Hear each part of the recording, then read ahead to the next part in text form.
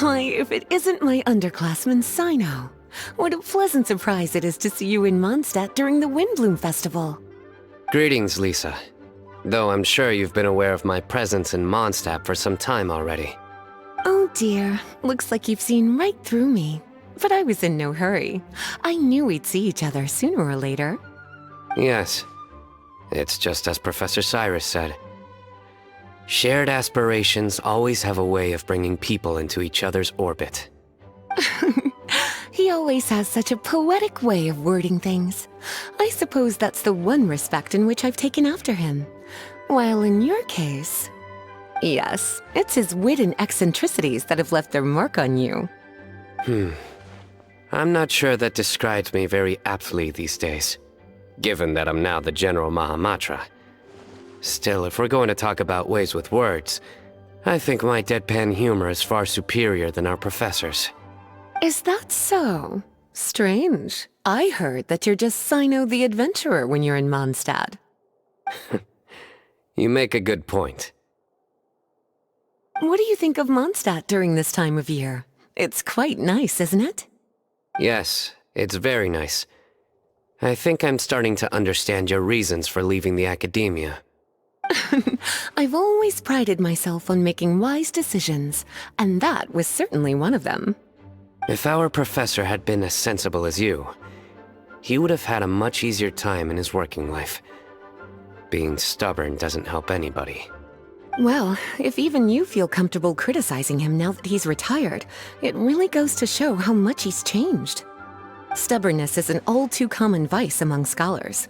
I hope that never rubs off on you. I'm always happy to see you visit Mondstadt and experience the feeling of freedom for yourself. I heard the latest news about Kale, too.